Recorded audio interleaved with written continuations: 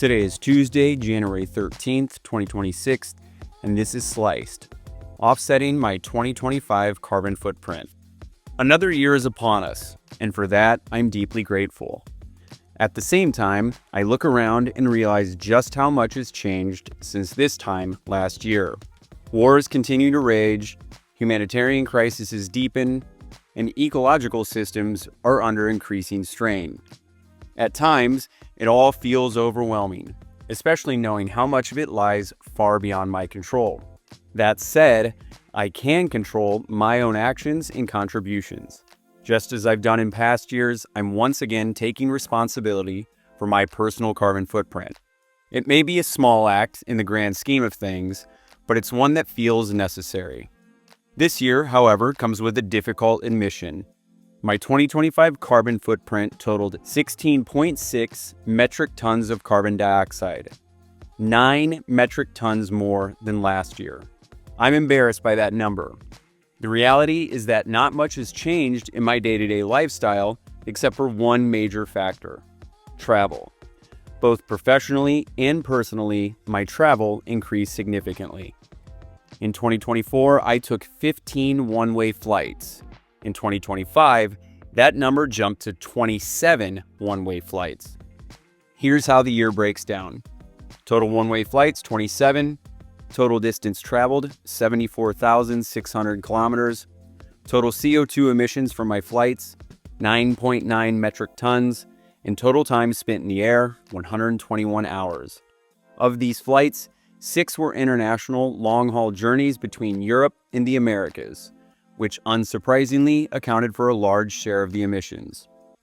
Once again this year, I used the footprint calculator from the Global Footprint Network to calculate my total emissions. This year, I also enlisted AI to help calculate detailed flight data, specifically using Perplexity to cross-check distances, durations, and emissions estimates. With the math complete, it was time to offset.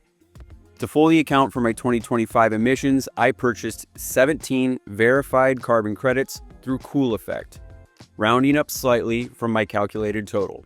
This year, I was especially encouraged by the project I supported, in part because at Gordian Knot Strategies, we've been working with several groups focused on methane capture and reduction, a climate solution with outsized impact.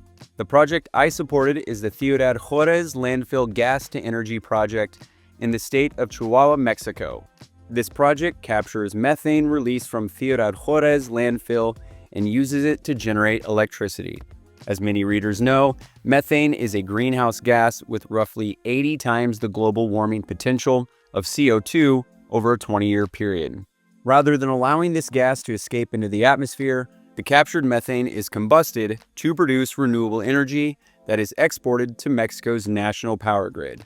When electricity is not being generated, the gas is flared, converting methane into carbon dioxide and water, which still produces emissions, but significantly less harmful than methane itself.